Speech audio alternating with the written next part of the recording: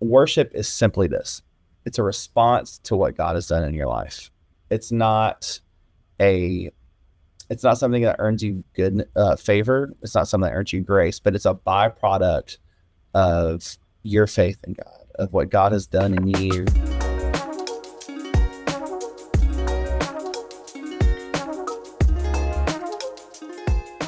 Hey everyone, welcome to Clarity Over Chaos, the podcast brought to you by women in apologetics, where we cut through the noise of culture to help teen girls build a confident Christian worldview. And I am so excited to be recording this episode today because we have a guest who is very near and dear to my heart. His name is Jonathan Turner. He is a worship leader, songwriter, signed writer, recording artist, and more from Baton Rouge/Ponchatoula, Louisiana, who also has his master's in Christian apologetics. Jonathan is a worship artist who is passionate about leading the church in response to what Jesus has done on the cross. And so during the year, you can find Jonathan leading worship at camps and concerts, retreats, revivals, etc., as well as producing other Christian artists across the country. Also, if you find yourself at a trivia event and the themes are Star Wars or Marvel or DC Comics related, you want him on your team. And of course, I'm also very privileged to be married to Jonathan, and we've been married for about 11 years now. And so I'm really excited to talk to Jonathan about what it means to worship God through music. Jonathan, thank you for joining us today, or joining me today. Thank you for having me. So let's get into more of our topic today. So Jonathan, tell us how you became interested in playing music, singing. How did you even get started in that?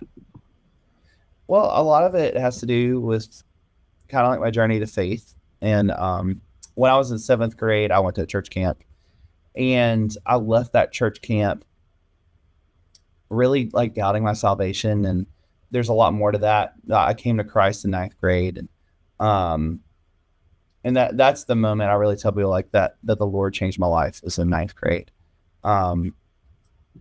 But after 7th grade, I left being kind of a very inward person, like having a lot of struggles and not really knowing how to tell people things. And so I found music was a really good way for me to communicate and talk to other people.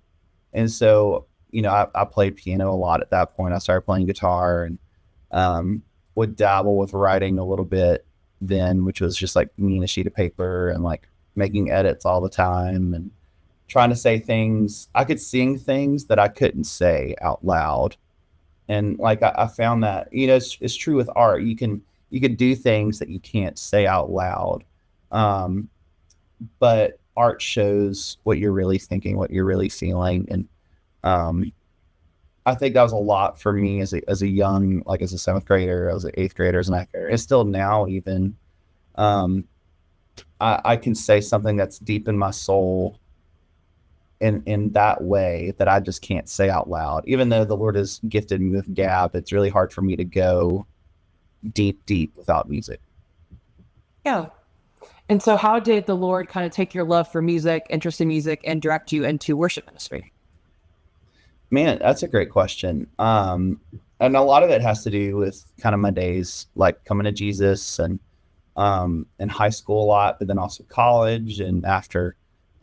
So when I was in middle school and high school, I would play music a lot, but I never really played at my church. I tried, but it was just a weird situation where I'll tell people sometimes, like, I'm a believer in spite of my home church that I grew up in, and not really because of my home church.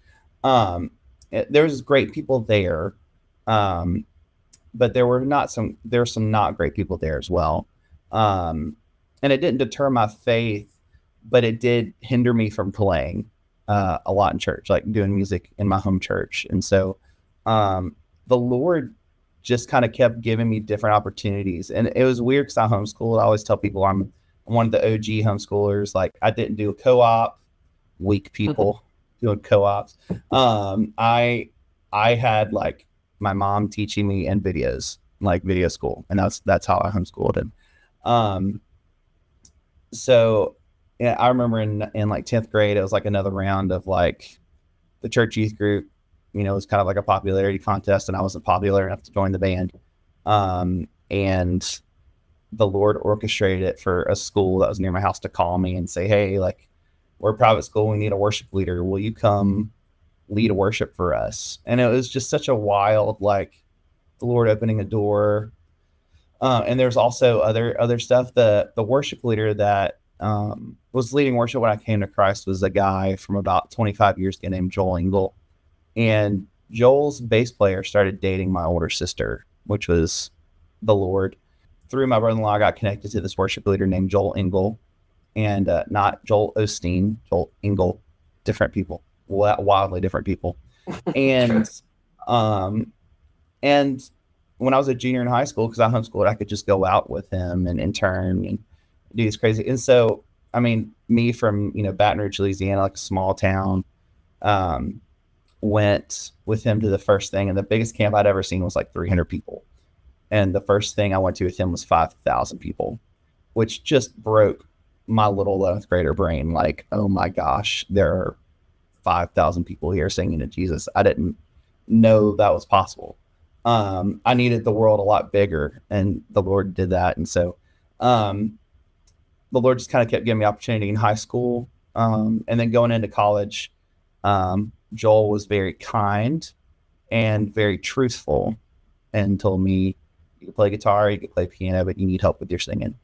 And so go to school for singing. And so never took a voice lesson in my life, but I'd play classical piano and guitar for ages. Auditioned and got in and got a scholarship, which I was like, well, if that's not the Lord, then what is? And so the Lord opened the door for me to get my undergraduate in music. And then my second semester of college, my dad was doing mission stuff at a church nearby, and they were like, we need a worship leader. And my dad's like, well, my son leads worship. And as a 19-year-old second semester college student, I came on staff at a church as a worship pastor, which was wild. Just it's so wild to think of. I feel like looking back on it, maybe this is just like hindsight. Like I felt like I was mature enough to do it, but I was still pretty stupid. And so the Lord, the Lord grew a lot of things in that time. And it's all just been about the Lord just opening the door and me kind of walking through. Like there's never been much that I have, take a battering ram to a door kind of thing. I just put my head down and I work hard, and the Lord just opens the door, and sometimes he'll pick me up and throw me through it. That kind of happened with seminary. I wasn't really planning on going to seminary, and my pastor called me one day and said, hey, we have a full ride scholarship for you to go to seminary. And I was like, okay, Jesus. I just got surrendered to that. I was like, okay, I guess I'm going to seminary. And not because I have a dislike of seminary, but because unlike my lovely wife, my childhood dream was to never do school again. And so as soon as college was done, I was like, I am done forever. And the Lord said, surprise, you're not. And so in 2014, I had a really pivotal moment in ministry where I'd been doing camp. This is my third summer doing camp. I was still a young fella of 24, which is weird to say. And on stage, it was just a night of invitation, and the Lord stepped in while I was just on stage playing and just asked me a very pivotal question of, am I worth it if you don't get married? Me and Jade weren't married yet. We were still dating. And the Lord asked, am I worth it if you don't get married, if you don't have a house, if you don't have money? And I just answered, yes, Lord, you're worth doing this for. And so since then, we've really, we follow the call to travel. And like, we believe that's the calling on my life at the very least. And Jade's been a huge support in all of that. And Lord's he's taught us to trust. He still teaches us to trust, which is, we just have days where we need to learn more. And in the Lord's goodness, he teaches us that well. Yeah. Yeah, it's been pretty amazing. We started dating when I was 19, you were 21. So it's been pretty incredible to watch God call you into this ministry, and as well as the ministry I'm a part of. And sometimes we get to do a ministry together. It's been such a huge blessing, and just really amazing watching God write each of our stories individually, but also kind of write our story together. It's been such a blessing and pretty amazing. So Jonathan, tell us more about or tell us your thoughts behind, why do you think God gave us music, the ability to sing, the ability to create music, to worship him through song? Why do you think he gave us that both as individuals and like as the corporate body of Christ? I think for one, like we're made in the image of God. And there's so many scriptures that talk about the Lord singing over us. And create, the Lord expresses himself so well throughout creation. I mean, look at the stars. Like they sing and shine God's glory. Like they just, I think about Louis Giglio just talks about these sermons all the time, right? When stars just shine and they just keep being brilliant and they just keep singing the glory of the Lord over and over and over and over. And there's so much beauty in creation, I think. I mean, how can we not, I'm bringing this back to art for a second. How can we not make art when our creator was so artful? There's a really great book by N.D. Wilson. I love it. He has two books that I love. One is Notes from a Tilt-A-Whirl, and one is Death by Living, which I love that book too. And in it, those two books, like the Lord really showed me like to look at creation, to look at the weather, to look at the waves, to look at the mountains and see they just continually forever in perpetuity without stopping.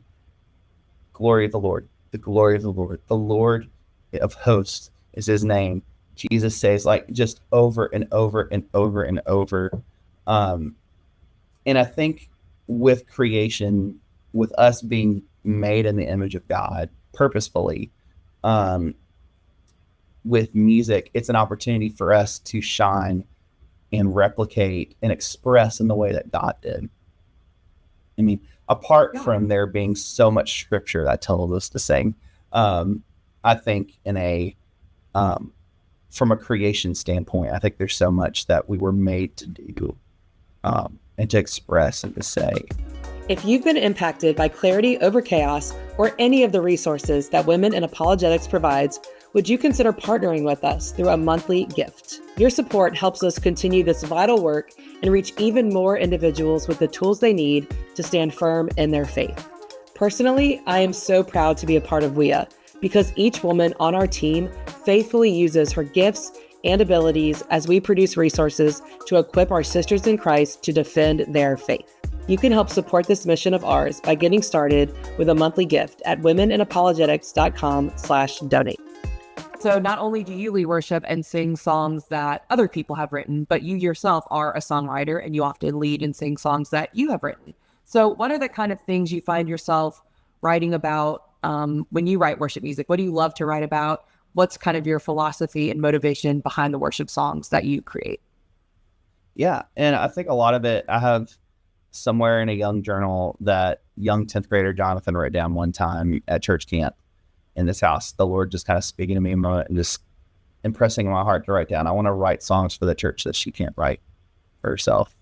And I write everything. Like I really do write a little bit of everything. But in the terms of the Christian world, I want to write songs for the church that she needs. And I'm talking about the church, like the global, the lower C Catholic Church, not the capital C denomination, but the global church. And I think there's so much ebb and flow to what the church needs. And you see that a lot. It's kind of this weird Christian songwriter zeitgeist that worship leaders are. It's really funny. Like I'll go to Nashville and I'll write songs, and a lot of us worship leaders are writing out there. We all kind of are feeling like this need. And then you see it all kind of surface about 8 months later when the rest of the Christian community has caught up. And you're seeing, like, for instance, I think of the season of 2020, everybody wrote like trust in the Lord, trust in God type of songs, because that's what we needed. That's what the church needed to sing. There's been a huge swing lately.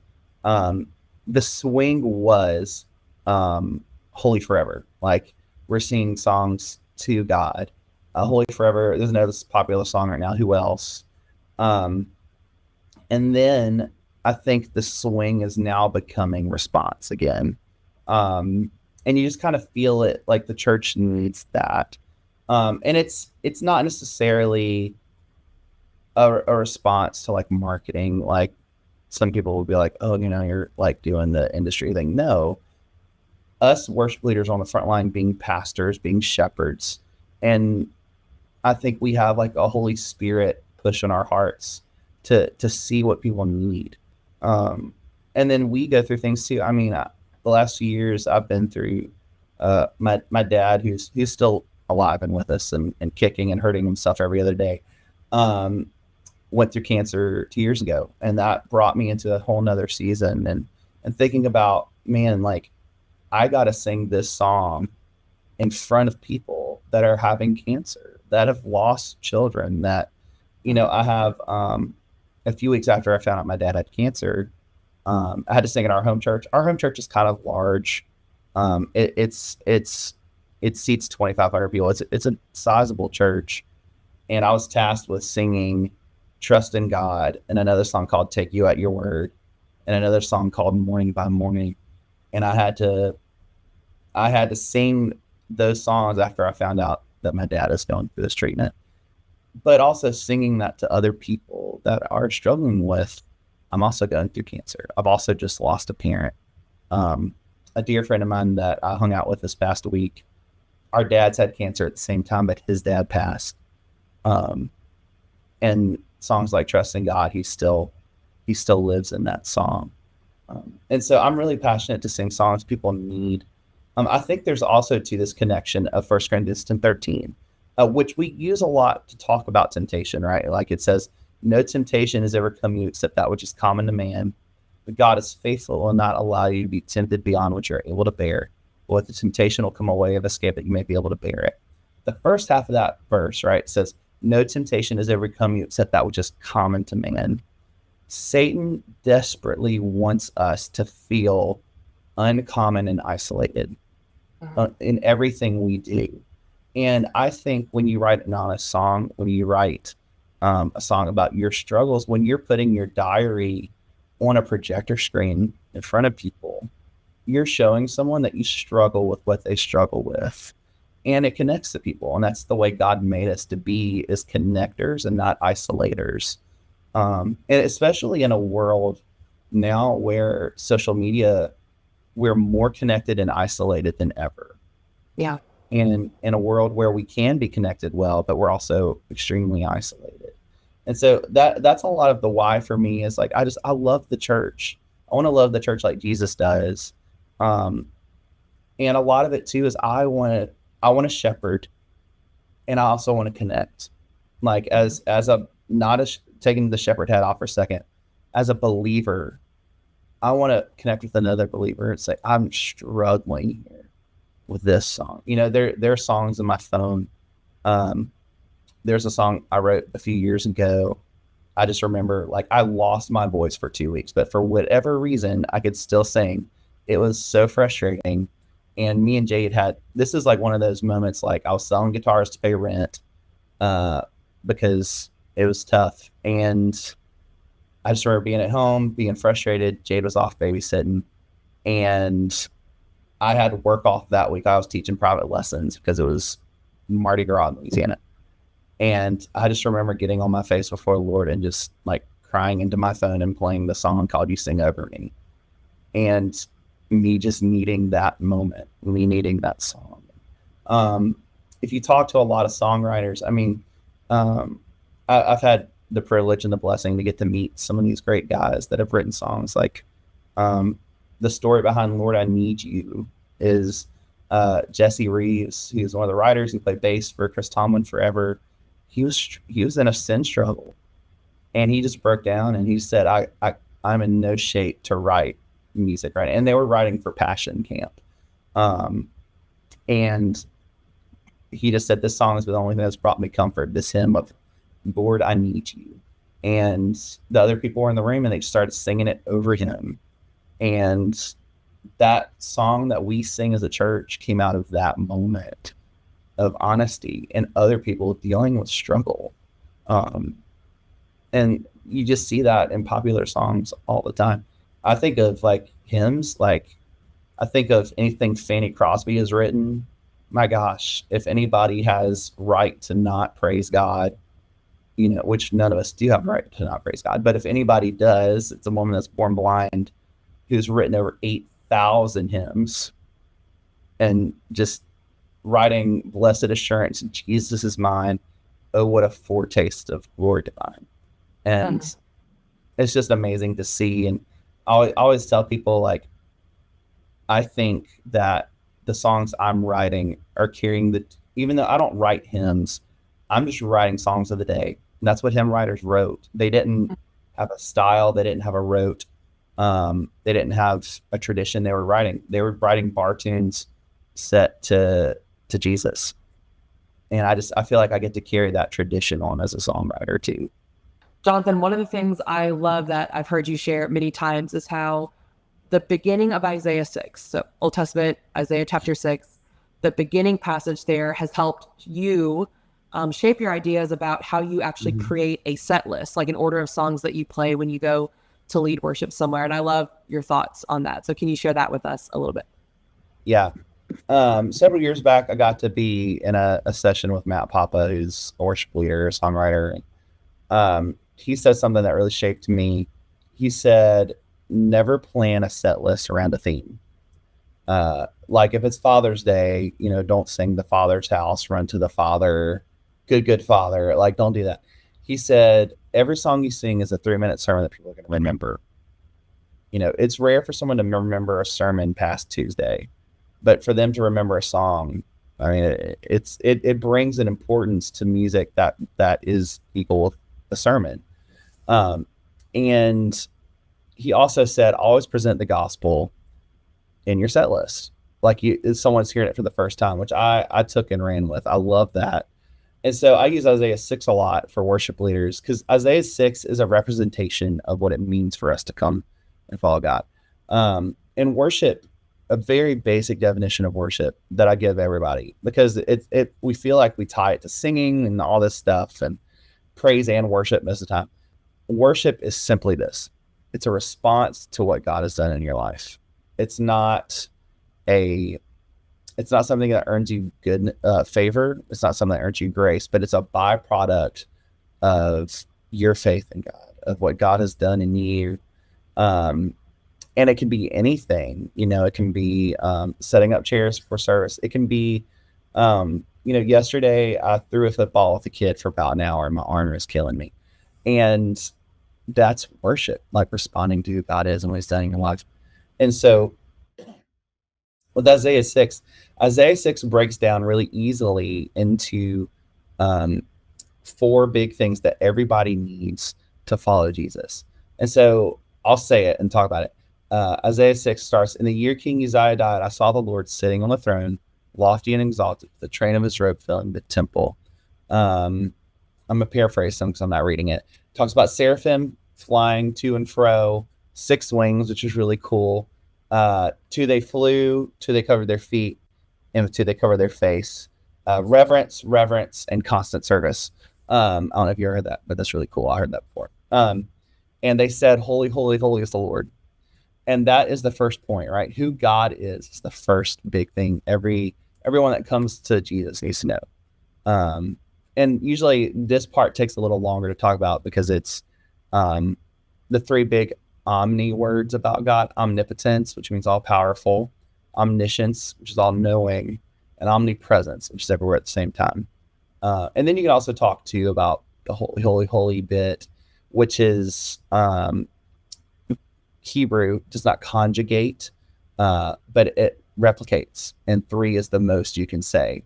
So like we have big, bigger, and biggest. They just say holy, holy, holy, holy, holy, holy. And so when it's talking about God as the most holy God can be, this God who's all powerful, all knowing, and everywhere at the same time. And then Isaiah says, but I fell down on my feet as a dead man for him, because I've seen the Lord and I live among a people of unclean lips. Woe's me. That's what he says. Woe's me, for I'm ruined. I'm a man of unclean lips, and I live among a people of unclean lips, because my eyes have seen the King, the Lord of hosts. That's the second thing, who we are, right? And Romans wrote, right? Romans 3:23, Romans 6:23. When we think about God, the God who is able to punish us, to kill us, because he's all powerful. He's the God who knows our sin, and he was there when we sinned. We couldn't hide. Um, we see the depth of our trouble, of our disparity. And then it says, and then an angel flew to me with tongs, with coal he'd take from the altar and touched my lips. That's what Isaiah says. And the angel says, behold, this is touch your lips. Your iniquity is taken away. Your sin is forgiven. This is point 3, right? What Jesus did, which this angel was not Jesus, but it represents what Jesus would do for us, which is Romans 5:8. God demonstrates his love for us, and that while we were sinners, Christ died for us. And point 2, like who we are, it makes so much more depth to that. The God who is able to punish us, who knows our sin, who was there when we did, came down to earth and took our place. And that is salvation. Point 3, salvation, like what Jesus did. And then you see point 4, which is our response, right? That's worship, right? We respond. And it's just Isaiah saying that I heard the voice of the Lord saying, whom shall I send and who will go for us? And I said, here am I, send me. And he didn't go to save himself. God had already done the saving. But he went as a response to what God had done in him.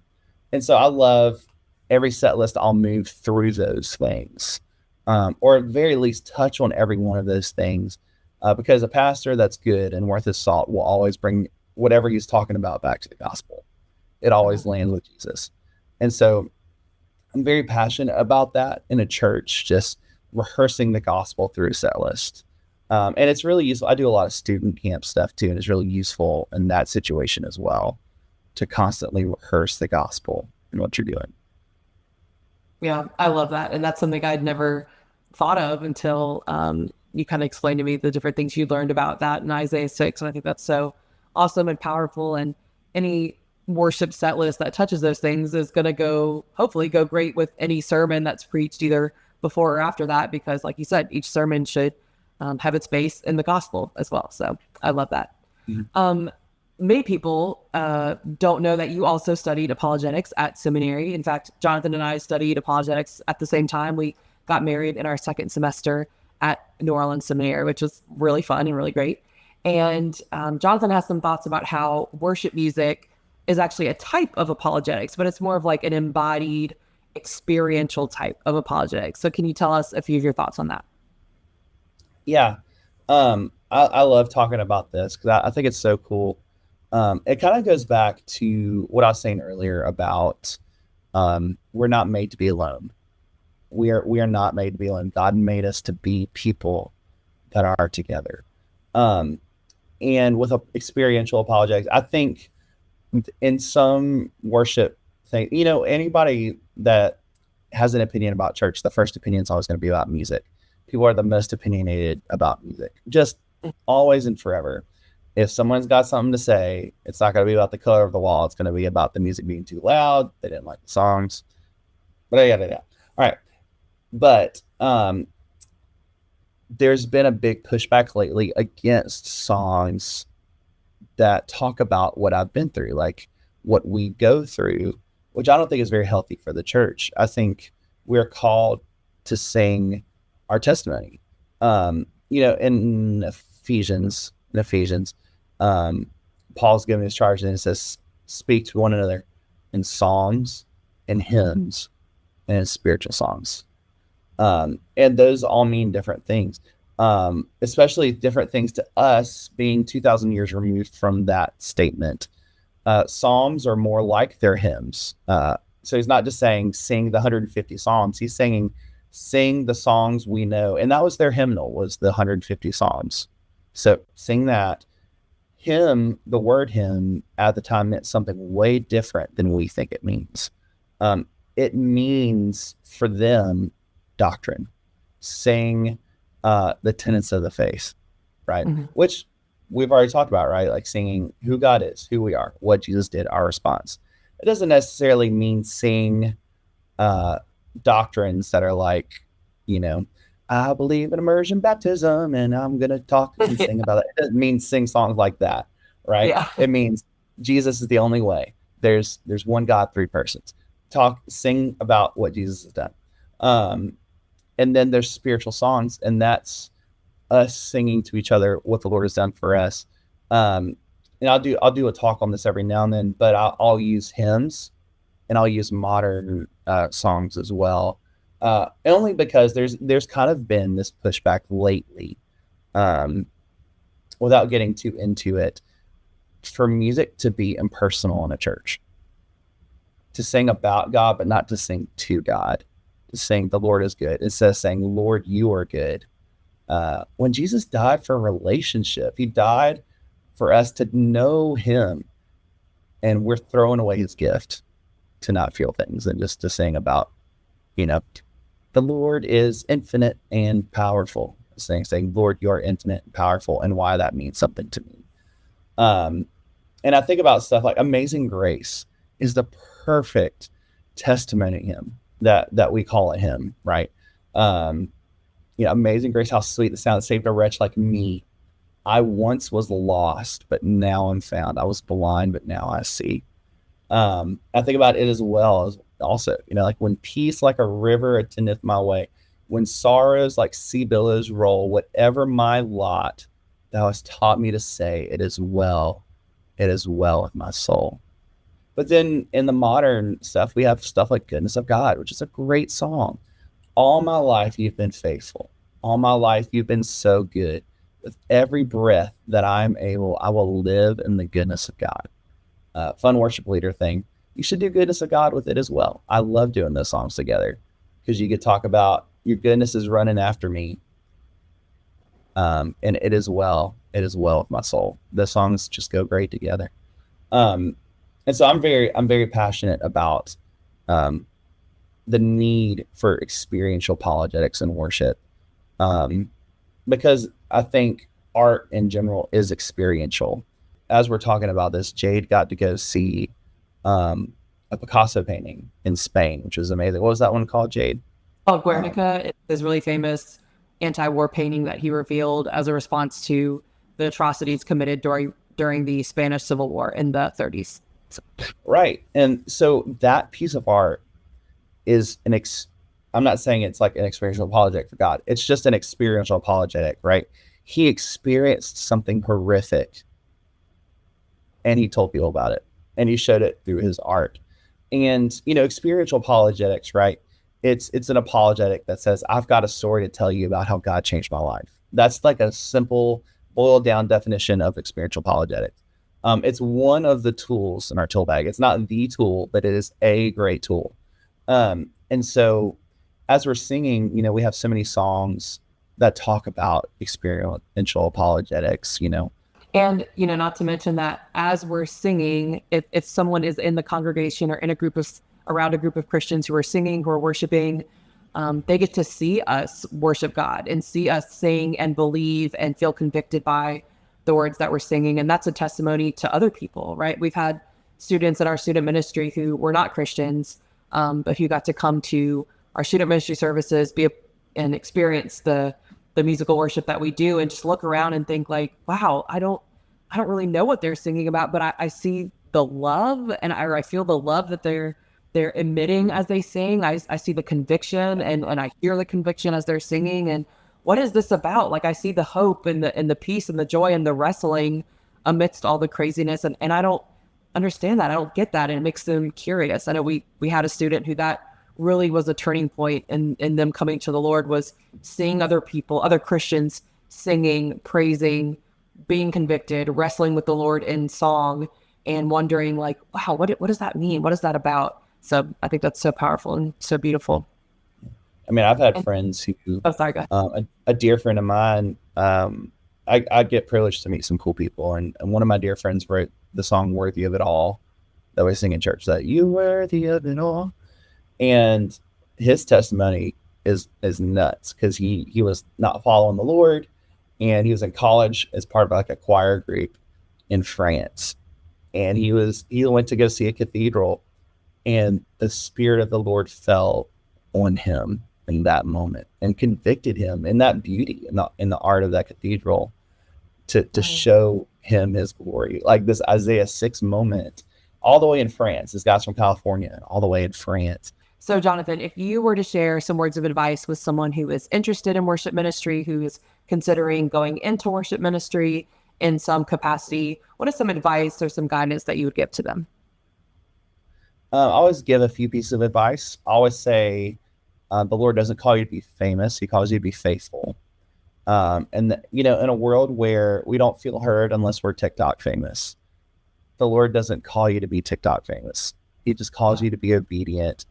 I get so many people all the time asking, like, how do I do what you do? And I'm like, you're already doing what I do. You're not in front of the amount of people I'm in front of, but you're already doing what I do. So that's one. Another piece of advice I always give is Philippians 2, where Paul's talking. He says, have this attitude in you. And it talks about the attitude, that Jesus had, about preferring others, by being obedient to the point of death, even death on a cross. And so often we let our preferences sink in too much when we're leading worship. And we need to think about what our people need and where we can take them as a shepherd. Like that's just it. Like, you need to know your people really well and not just show up on Sunday and sing songs, not just be disconnected with people, but really be involved as a worship leader.